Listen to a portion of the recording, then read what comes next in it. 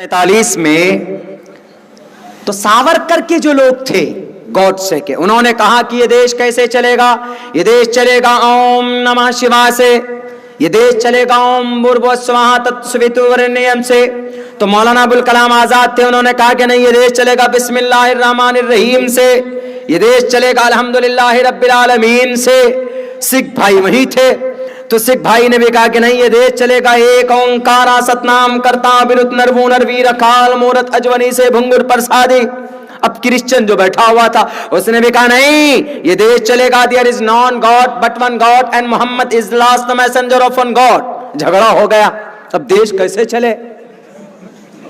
उधर ओम नमः शिवाय वाले आ गए, उधर बिस्मिल्लाह वाले आ गए, उधर चर्च वाले आ गए, उधर गुरुद्वारे वाले आ गए।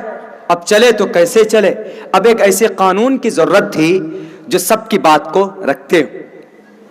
तो 7 लोगों की एक टीम बनी, 7 लोगों की एक टीम बनी 1947 को, जब ये देश आजाद हो गया था। तो टीम बनने के बाद तकरीबन 3 साल में उस टीम ने एक कानून की किताब लिखी। 3 साल 47 में देश आजाद हुआ, 47 के बाद ऐसे ही ये देश चलता रहा। उसके बाद जब कानून तैयार हो गया, उस कानून को लिखने वाले 7 लोग थे। 7 लोगों में 5 लोग भी आता, 7 लोग भी आता। उस कानून की किताब को लिखने में जो बड़े थे, सबसे बड़े, जो ज्यादा विद्वान थे, वो कौन थे? डॉक्टर भीमराव अंबेडकर साहब। जो कौन थे? एक चमार थे, दलित, जिनको ब्राह्मण लोग क्या कहते हैं कि शूद्रो ब्रह्मणतामिति ब्रह्मण चेति, ये शूद्र हैं, इनके हाथ को मत पकड़ो, हाथ को पकड़ोगे तो आपके हाथ नापाक हो जाएंगे, यही कहते हैं। जब आप शूद्र के हाथ पकड़ने से हाथ नापाक हो जाता है, तो संविधान को लिखा कौन? डॉक्टर भीमराव अंबेडकर लिखा। तो इसका मतलब संविधान नापाक है। उस संविधान को तो आप भी मानते हो। ये अलग कॉन्सेप्ट है, एक अलग बात है। वेदों के अंदर कहीं पर भी किसी इंसान को नापाक नहीं कहा गया, कहीं पर भी नहीं कहा गया। वेदों के अंदर, शास्त्रों के अंदर किसी इंसान को नापाक नहीं कहा गया। हाँ, बड़ा छोटा कहा गया है कि ये बड़ा, ये छोटा, मतलब ये बड़ा कबीला वाला, ये छोटा कबीला वाला कहा गया। आपके यहां भी कोई अंसारी है, कोई कुरैशी है, कोई चौधरी है, कोई शेख है, कोई सिद्दीकी है, ये हो सकता है। बट ऐसा नहीं जो शेख होगा तो वो पाक होगा और जो जुलाहा होगा तो नापाक होगा। No, not allowed to say anything in like that. बिल्कुल नहीं, वेदों के अंदर इजाजत भी नहीं है। शूद्रो ब्रह्मणतामिति ब्रह्मणश्चेति शूद्रताम चित्रियाति वितृत्वं विगाद्विच्यं ततेच च सैके मात्रपति परजानाम कथम पुनर्जाति कृता परभेदा। ए दुनिया के इंसानों, जब इस पूरे संसार का, इस जगत का गुरु एक, परमात्मा एक, तो इंसानों को भी उसी एक ईश्वर ने पैदा किया। उसने इंसान को 2 तरह पैदा नहीं किया, बल्कि सारे इंसान को बराबर पैदा किया है, यानी सबको पवित्र पैदा किया, अपवित्र नहीं पैदा किया। जवाब दो ब्राह्मण वालों, नहीं जवाब दे सकते इस मंत्र को। क्यों? क्योंकि इस मंत्र का एक्सप्लेन सही यही है कि हर इंसान इस धरती पर पाक है, पवित्र है, नापाक बिल्कुल नहीं। उसके बाद देखिए, चलिए खैर, जब वो संविधान लिखा गया तो संविधान कितना खूबसूरत लिखा गया। उस संविधान के लिए अंदर लिखा सबसे पहले लाइन में, we the people of India, हम भारत के नागरिक हैं। अब मौलाना अबुल कलाम आजाद भी और वीर सावरकर भी, गॉडसे के जो मानने वाले थे, गॉडसे के मानने वाले भी, और क्रिश्चियन के मानने वाले भी, और सिखों के मानने वाले भी, जैनी के मानने वाले भी, सबने सोचा यार ऐसा लफ्ज आ गया जो सबको बराबर सराबर ले लिया।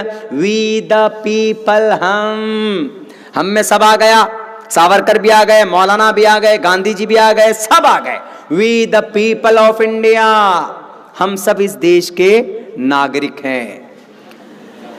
26 जनवरी हम लोग मनाते हैं, क्यों? उस दिन इस देश का कानून नाफिज किया गया, संविधान बना, और इस संविधान ने सबको बराबरी का हक दिया है, सबको।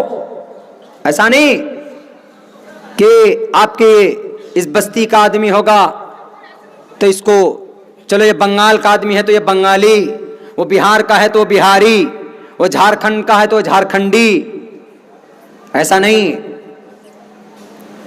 हर आदमी बराबर है संविधान, we the people of India.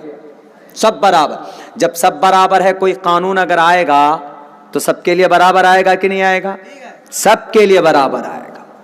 लेकिन CAA के अंदर सबको बराबरी का दर्जा नहीं दिया गया। CAA के अंदर खुसूसन जो कलिमा पढ़ने वाले हैं इनके नाम का तज़किरा बिल्कुल नहीं। इंडिया, पाकिस्तान, बांग्लादेश, बांग्लादेश, अफगानिस्तान, पाकिस्तान, इन तीनों देशों से प्रताड़ित यानी मजलूम हिंदू भाई आएंगे, नागरिकता दी जाएगी। अच्छी बात है, दीजिए आप, हम मना नहीं कर रहे हैं, लेकिन उनके आने से पहले उनको रखिएगा कहां पर? 3 करोड़ लोग अगर आएंगे वहां से तो कहां रखिएगा? उनको नौकरी कहां से दीजिएगा? पहले ये भी तो इंतजाम कीजिए। चलिए अच्छा ठीक है, हम तो ये कहते हैं कि पूरी दुनिया में जहां पर भी हमारे हिंदू भाई हैं, जुल्म हो रहा है, उनको लाया जाए। तीनों देशों से क्यों? पूरी दुनिया से, जहां जहां पर भी हो रहा। इन तीनों देशों से आने का एक बहाना है, बहाना। चलिए इन तीनों देशों से हिंदू भाई आएंगे तो क्या बनकर आएंगे? वो घुसपैठी बनकर आएंगे। जो आएंगे तो जाहिर से बात, घुसपैठी उसको बोलते जिसके पास कोई प्रूफ ना हो। हिंदू भाई इन तीनों देशों से आएंगे तो घुसपैठ होंगे।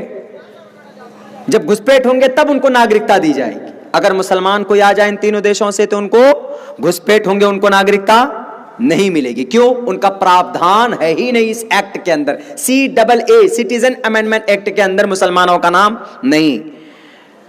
अगर कोई कहे कि भाई ये तो इन तीनों देशों से आने वाले मुसलमान को नहीं मिलेगा नागरिकता, हिंदुओं को मिल जाएगा, तो लेकिन हम मुसलमान जो इस देश में हैं तो हमारा तो कोई जिक्र ही नहीं, हमको तो डरने की कोई बात ही नहीं। डरने की बात तो नहीं है, लेकिन कब है अब बताते हैं।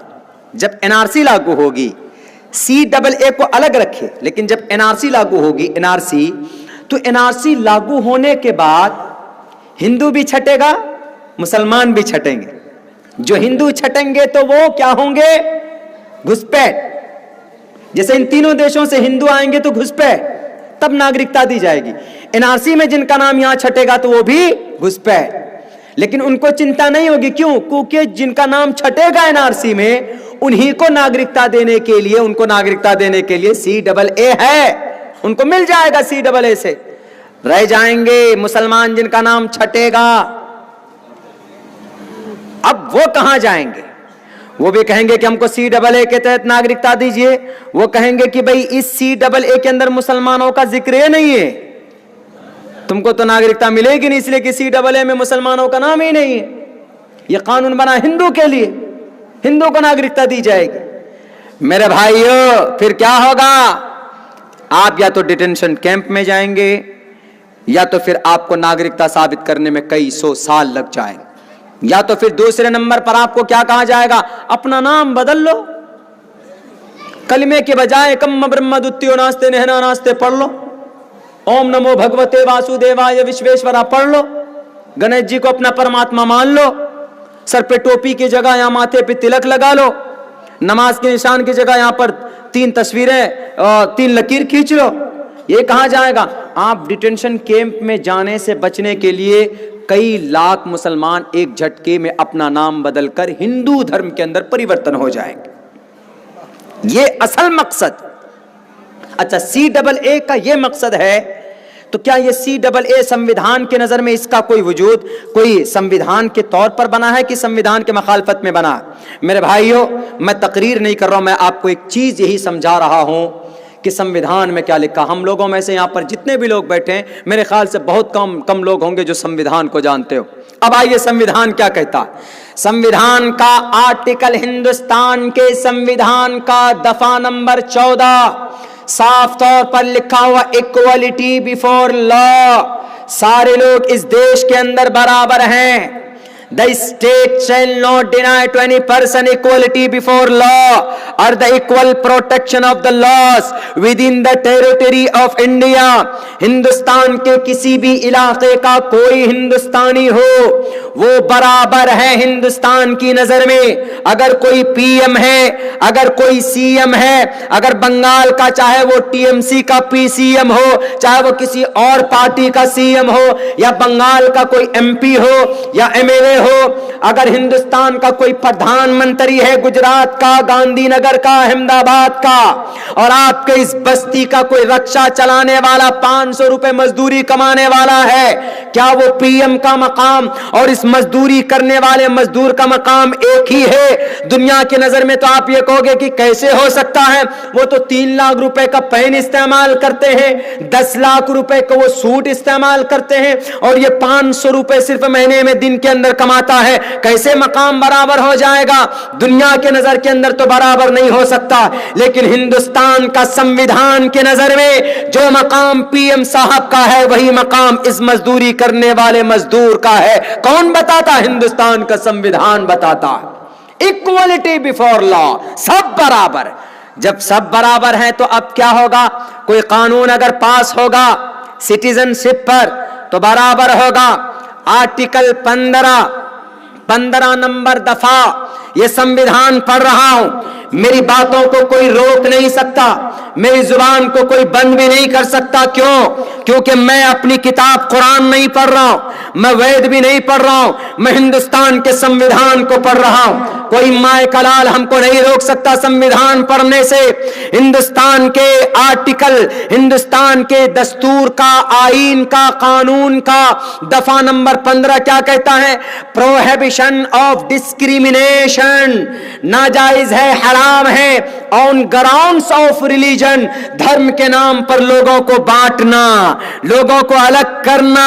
किसी डबल ए लाओ, क्रिश्चियन, जैन, बौद्ध, हिंदू का नाम होगा, मुस्लिम का नाम नहीं होगा, तो हिंदुस्तान के संविधान के नजर में CAA गैर कानूनी है। हिंदुस्तान के संविधान के नजर में CAA एक जुर्म है, CAA एक गैर कानूनी है, असंविधानिक है। क्यों? आर्टिकल 15 कहता, अगर मालूम ना हो पीएम साहब, होम मिनिस्टर साहब, तो मैं आपको बता देता हूं, हिंदुस्तान के आर्टिकल का आर्टिकल नंबर 15 कहता, prohibition of discrimination on grounds of religion, place of birth, caste, मजहब, नस्ल, पैदाइश, इलाके, अगर इन वजह से अगर कोई हिंदुस्तान के अंदर बांटता है लोगों को तो वो जुर्म है, प्रोहिबिशन, नाजायज है, हराम है, उसकी इजाजत और उसकी गुंजाइश नहीं है, इसकी कहीं पर भी कोई वजूद नहीं। आज जो हम मैदानों में हैं, आज जो हम सड़कों में हैं, क्यों है? हिंदुस्तान के संविधान को बचाने के लिए है। आज जो हमारी शाहीन बाग है दिल्ली के अंदर, शाहीन बाग, आपके कलकत्ता में 5-5 जगहों के ऊपर शाहीन बाग बना हुआ, आपके पूरे देश के अंदर 125 शहरों के अंदर शाहीन बाग बना हुआ। उसका मतलब सिर्फ यही है, वो अपनी मस्जिद को बचाने के लिए नहीं आए हैं। समाज की माएं, समाज की बूढ़ी औरतें, हमारी समाज की दादियां, हमारी समाज की नानियां, हमारी समाज की 2-2 महीने की बच्ची, मासूम बच्चियां शहीद हो रही है।